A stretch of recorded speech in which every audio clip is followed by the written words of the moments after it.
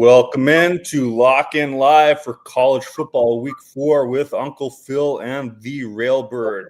Thanks, everyone, for joining us this Saturday morning. Uncle Phil the Railbird, how are you guys doing? Good, man. Excited about this weekend. I think today's going to be a big day. What about you, Railbird? Yeah, I'm ready to roll today. I have more picks on my sheet this week than I have in any of the other weeks so far, so I'm looking for a big day. Like to hear that. I'm looking forward to a big day from the two of you as well. Before we jump into the picks, Uncle Phil, big week last week, 5-2. Would love to hear your thoughts on last week and what you learned and how you carried it into this week. And same goes for you, Railbird.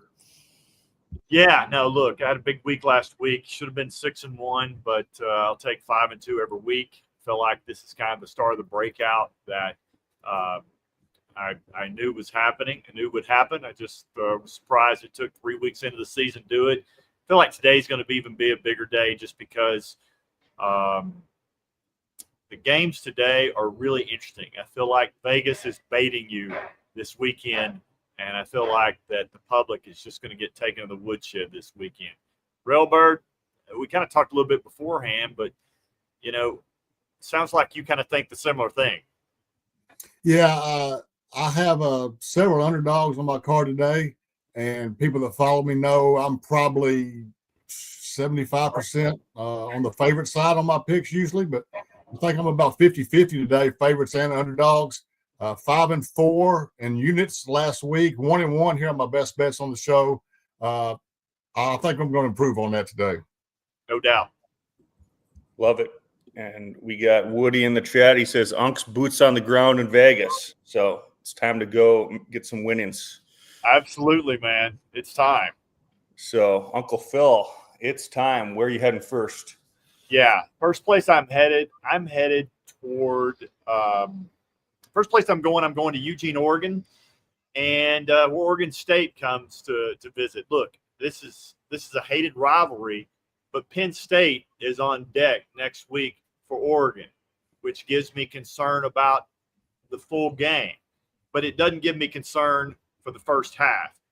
Oregon will light them up. Oregon State's just terrible. Oregon is still just an absolute wagon. There's two teams this week that, for some reason, aren't in most top fives out there right now, and that's who I'm playing this week. We'll start with Oregon. Give me them minus 21.5 in the first half. Second place I'm going to Tallahassee, where you've got Gus Malzahn now. You've got Thomas Castellanos. They're coming off a bye. Kent State. Virginia's on deck next week.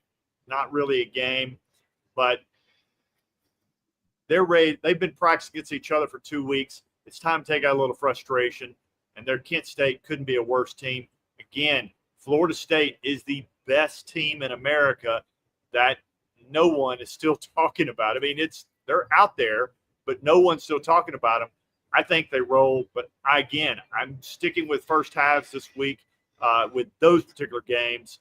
Everybody else is pretty much a dog on my card, but these two games I think will get some action and do that. So I'm taking Florida State minus 27.5 in the first half.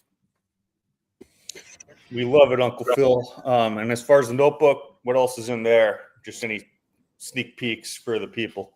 Yeah, no, I've got 4 other picks in there this week, and the other 3 are 3 of them are dogs and one's a total that I just absolutely love. So again, and the total is going to be my best bet. And I may even add some stuff today. I really like this card. Like I said, I think that Vegas is waiting for this weekend. I think that they're just going to. I think people are going to get crushed instead of today. Love it. Well, looking forward to your plays and looking forward to potential live betting, as I know you're going to be sitting at the book, enjoying all the action. Next up, let's go to Railbird, the Railbird. Where are you heading today? I'm glad Phil has that Oregon first half, as I was telling him before we came on. I read that number wrong at my book the other day. I read it as Oregon minus 28, but that's their team total for the first half, not the spread for the first half. I'm joining Phil on that Oregon first half when we get off here with the live stream. For me today, the first place I'm going is Bloomington, Indiana. I kind of teased this last week when we were going off as a game I've been waiting on. I've been waiting to bet against Illinois. Ever since they played Duke, I had Duke in that game. Each team gained about 450 yards that game, but because of 5 Duke turnovers, Illinois won that game 45-19, I believe. I've been waiting on Indiana to back them in this game as well. Played it early in the week because I knew this is one I wanted at -4. It's all the way out to -6.5 now, -7 in some places. I played it again at 6.5 in some local contests that I'm in. So the line move does not bother me as long as it's a touchdown or less. I think Indiana gets margin on Illinois today. It's my first big play. And my second big play, we're going to Memphis, Tennessee to the Liberty Bowl, Arkansas at Memphis today. I think this is a horrible spot for an Arkansas team coming off a tough loss last week at Ole Miss. So it's kind of a little bit of a letdown spot. It's a rare that it's a letdown game, and it's also a look-ahead game. Arkansas has Notre Dame at home next week. Could be a look-ahead spot there. 11 o'clock kickoff will help out the home team, Memphis. Memphis gets an SEC team at home. They're going to be jacked up for this game. Arkansas might just be going through the motions for a while before they catch themselves. I've played Memphis +7. Don't want to back the Razorback defense to get margin and get Memphis here in a game like this. So Memphis +7, Indiana -6.5 is my 2 best plays today. Awesome. Hey, well, thanks for that, Railbird, and I'll be following those as well. Should be some great football today. And let's get to the questions. We got a lot of them rolling in on X, Instagram, YouTube. And if you haven't asked a question and you want to get Uncle Phil's or Railbird's thoughts, feel free to smash a comment. First on the line, we will go to Blake on X. He says, how do we feel about fading Arkansas today and taking Memphis 7.5? Feel like that's right in your alley, Railbird. What do you think? Yeah, I mean, I have Memphis +7. Blake, if you got 7.5, that's even better. But yeah, I mean, we'll see how good Memphis is. They haven't really played anybody. I do like it that last week against Troy, they gained 316 yards in the first half against Troy. This is the same Troy defense that held Clemson the week before to 316 yards for the entire game. So Memphis offense looks like it's pretty good. Arkansas's defense was atrocious against Ole Miss. I'm sure they'll try to play a little better today. Maybe they'll be on the back end of the secondary, have a little better communication. But Memphis is going to put up some points on Arkansas today. This game might be back and forth. Yeah, I totally agree with you. Wouldn't be surprised at all. I knew that you looked in that one pretty good. Obviously, both of us Razorback fans, but I don't trust the Razorbacks, and certainly not this year. I mean, it's a team that looks like that really they could be go either way right now, and I feel like that, all these close games under Sam Pittman typically don't go their way. Sam has a losing record in 1-score games. This one could be a 1-score game, and if it is, I like Memphis in that game. So if you see that game close at halftime and you're not sure about it, you may look at it at halftime and jump in and side with Memphis. Yeah, Arkansas under Pittman, 7-18 in 1-score games. Yep. Definitely. Well, then, thanks for the question there, Blake. Next on the line, we got Andreas on X. He says his play of the day is Vandy team total over 40.5 against Georgia State. Would love your thoughts. Man, I think that's a really good pick, actually. I think that Vandy will hang a lot. I mean, we'll see how they do. I mean, last week's pretty emotional game after their win over South Carolina, but seems very reasonable. Vandy seems like, instead of being one of the bottom teams in the SEC, they look like one of the better teams today that, again, nobody still really believes in. Not to say that South Carolina is that good, because I don't think South Carolina is that good, but Vandy's good enough to hang that many points. I wouldn't be surprised at all. I'd certainly give my blessing on that one. What would you think, Railbird? Initial thought that he was going to have Vandy minus the points, and I was like, 28 might be a little high, but team total, I can sign off on that.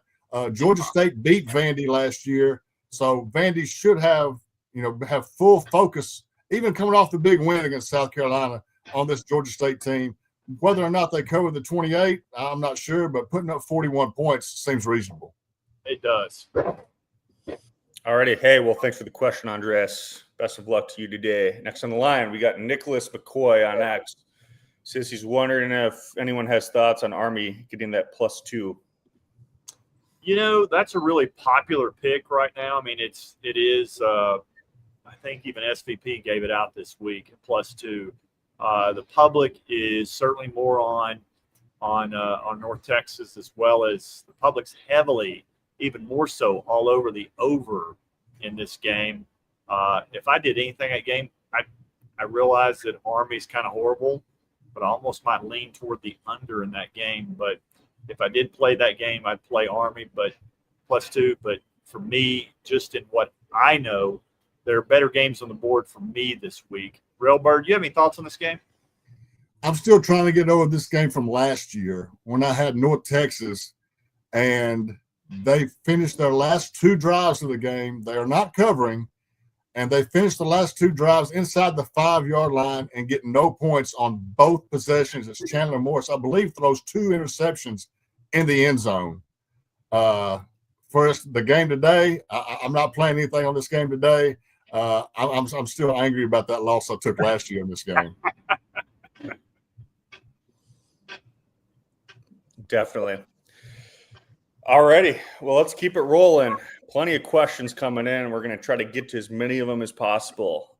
Next on the line, we have Andrew from Dallas. Good to see you, Andrew. He says Oklahoma looks for real. 6.5 in my book. Any thoughts? Yeah. For me, I think that Oklahoma's going to be a really popular bet today. My concern about Oklahoma is that they can't run the ball, and they're 102nd in the entire FBS at running the ball. And so that's my concern. And if Auburn's able to hold up Mateer, and I look at that under as a potential possibility. If it goes under, that game could be tighter than expected. So I don't know. I mean, I kind of go back and forth on this game. Railbird, what are your thoughts on this game? I am waiting. My local book has the line that Andrew's talking about there, 6.5. If the line moves to 7, personally, I'm going to take Auburn. And kind of correlate that with what you said, the total at 46 or so, I think laying 7 in a game that might be lower scoring is tough. So I would rather take the points in that game. Oklahoma, they did win by 11, I think, against Michigan a couple weeks ago. So I think they've played maybe a little bit stiffer competition than Auburn has. Auburn did go on the road and win at Baylor, but Baylor's defense looks atrocious. So that kind of has washed out a little bit.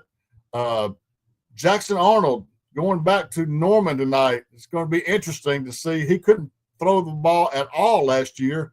We'll see whether that was on him or on Oklahoma's receiving corps being decimated by injuries all last year. Coleman, the receiver for Auburn, looks to have a big night if Arnold completes some big passes. Also, I mean, Arnold in the run game for Auburn could have a big night. As far as backing Oklahoma, I'm not going to do that. But I also haven't played the game yet either, because I'm waiting to get +7 with Auburn. Yep. Definitely. Hey, well, thanks for the question, Andrew. Next up, we got Tori Hammond on X. He says, gimme UTEP, night game at home. UL Monroe just isn't good. Any thoughts on that one?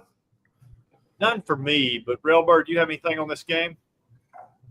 I don't have anything on this game. I will say I'm not going to disagree that Monroe isn't good. Yeah. I would also question, though, is UTEP any good?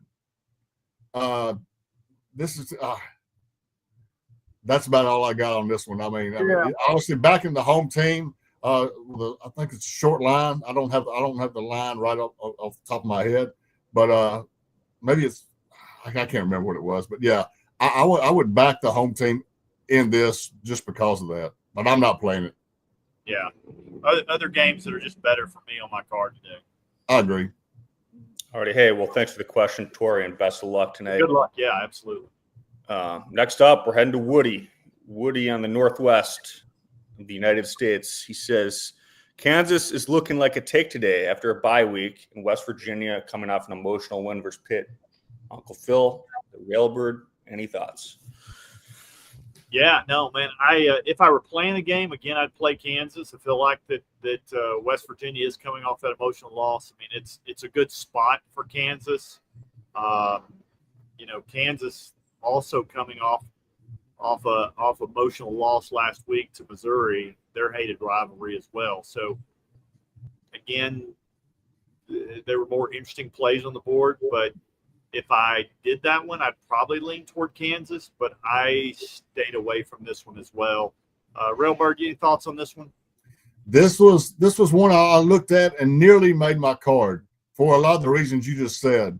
I did have a 1-unit play on Pitt last week, and thought I had that one. West Virginia scores with, I believe, under 30 seconds left to send the game to overtime. Ultimately wins the game, celebrates like they won the national championship with their backyard brawl rivalry win, while Kansas was laying in the weeds and waiting on this. I don't think West Virginia is very good at all. The line got a little bit higher than what I wanted to lay, so ultimately I didn't play Kansas, but Kansas is definitely the side to take for me in this game if you take it. Yeah. Alrighty, hey, well, thanks for the question, Woody, and best of luck today. Great to see you as always. Next on the line, we got Rob D. Rob, good to see you. He says, how do you feel about Clemson, Syracuse? Both coaches making news this week. Look, to me, the side is Clemson if you're going to play it because it's kind of a buy low opportunity. But, again, I've lost more money on Clemson than I have on the Atlanta Falcons. So there are better plays on this board, and I worked too hard for my money to invest in Clemson. I don't trust them. I don't know what's going on with Dabo. I mean, he's clearly feeling the pressure this week. He, had a reporter ask him this week. I'm not sure exactly the question, but context was probably around how are you feeling? His pressure, about to perform, about with teams not looking good. And basically he went on for 17 minutes that if Clemson doesn't like me, they take the job. The last time that I remember a coach doing that was Nolan Richardson doing that way back in the day. And Frank Broyles took his job from him right after that. I just feel like that was unnecessary. And with a coach going on for 17 minutes and making it about him instead of about his team, then for me, that's not a very focused coach.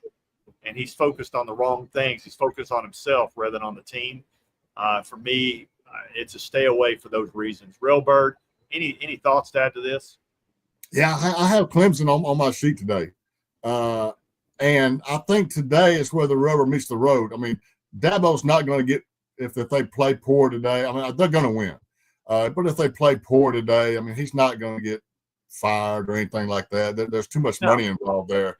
But we find out today how invested the players are in him. Excuse me. I believe that the players are going to stick up for him today, come out and give their best effort. Of course, Syracuse not having a good defense helps that too. And Clemson puts up a 40 spot on the board today to get the cover. All righty. Hey, well, thanks for the question, Rob, and best of luck today. We'll take a few more here. We got Gianni on YouTube. He says all he says is SMU +7. No question. Just SMU +7. What do you guys think? Hey, man, bottom line guy. I like that. For me, if you can get it 7, I like that. I didn't play it. On my book it's 6.5. I didn't like it as much. I really like that half point, but that's definitely a game that I would be looking to add if I can get a 7 on that. Railbird, you got any thoughts on this game? Early in the week, my initial thought was TCU, and I looked into it more and more because I knew that there was a kerfuffle or whatever at the end of the game last year with SMU putting up 60 plus, and Dykes didn't like that, and there was the coaches had a couple words and whatnot. I thought TCU might want to try to hammer them, but then I looked into the numbers a little bit more, and I didn't really like what I saw, so I backed off the game. And actually now I agree with Gianni. If I could get 7, I would take SMU. It is 6.5 for me, so it's a pass for me. But SMU would be the side I would take now. Although TCU with Hoover at quarterback might be the best quarterback almost nobody knows about. Yeah, I think TCU. That's a good point. I think TCU's got a running back out today. That's key to their team. So I think that also makes me lean toward SMU. But all great points. I think there'll be some better spots for us to use TCU later in the year. You bet. Definitely. All right, we'll take 2 more questions here. We got a question from VI on X. He says, any thoughts on Maryland versus Wisconsin? The Lions dropped from 10 to 8.5. If I were playing, I like Maryland. I like the number better earlier in the week, but that'd be kind of where my thought is. I think, Maryland's kind of another team that's quietly just kind of, taking care of the bad teams and doing pretty well at it. And I just am not convinced that Wisconsin should be favored a ton versus anybody right now. What do you think about that game? Do you have any thoughts on that, Railbird? Not really. I mean, I'll agree with your thoughts right there as well. I mean, Wisconsin coming off that whipping from last week. It used to be the week after you play Alabama, that was the thing. You didn't want to play that team the next week because you were beat up from playing Alabama. Maybe that's not quite the narrative anymore, but still coming off a physical game like that, I wouldn't want to back Wisconsin in this game. No, I totally agree with you. I think that's an excellent point. Again, with that line steaming down from 10 to 8.5, tells you big money's coming in on Maryland. And if you remember anything that we say, always follow the big money. They usually know something. Definitely. All right, let's take one more question before we bounce. We got Preston. He wants to know about the Heisman futures. Anyone you like right now, or? Look, you Railbird and I were on Mateer before Mateer was a very popular name. We both said it here before the season started. That was our pick, and he was about 6th in the race at that time, and he jumped up to number 1. I think he's still kind of there right now. I would look at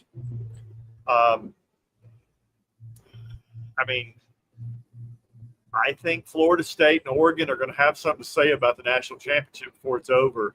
I would look at, and if you get, somehow Auburn actually beats Oklahoma today, Mateer's stock would kind of plummet. I mean, he's still good, but again, history tells us that teams that are close to winning national championship or win it typically get the Heisman or really close. I mean, obviously last year's a little bit outlier, but Travis Hunter was a little bit of an outlier being a two-way type player. So that's it. So for me, I would look at Dante Moore, and I'd look at even Thomas Castellanos. I think that those guys are playmakers, and certainly Gus Malzahn to him puts Castellanos in a really good position. But I would look at those. Railbird, any other thoughts of any other – that's kind of off the top of my head. What do you think? Any thoughts on those if I'm just kind of yammering on? No. Yeah, we both have Mateer. We mentioned that early in the season. Yep. I also have Carson Beck at 25-1, so I'm happy with that. I think that one might be more live than Mateer because Oklahoma's schedule is just brutal going forward, and I think they're going to suffer some losses. If Miami gets through this Florida State next 2 games, I mean, their schedule's cake. They're going to be at worst probably 11-1, and Beck is going to stay in the race all year, I believe. Now he's 8-1 now or something, so it's not 25-1 what I got, but Dante Moore's 15, 16-1. I think that's reasonable. I think Devin Dampier, I have him at about 50-1. They have a big game today against Texas Tech, the Utah quarterback. I think he's down to about 30-1 right now. And if he can have a big game today for the nation to see, they're not playing at 9, 10 o'clock at night. They're playing at 11 o'clock here on TV for everybody to see. He's a guy that runs and passes. Yeah. If he has a big 250, 300-yard passing day, along with 100 yards or so rushing, his odds are going to drop. Definitely. Of course, if they lose the game, maybe Baron Morton for Texas Tech, that quarterback. I was just going to interject on that. I was Yeah, what do you guys think about that guy? I love that guy. Totally agree. We're all kind of in agreement on this one. I think whoever wins that game, I think you go bet a ticket on that, and that's going to be your outlier, because that means that team has a great shot of making the playoffs.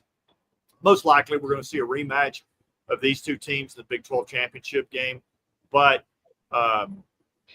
again, I like both those cats. I think they're both pretty exciting.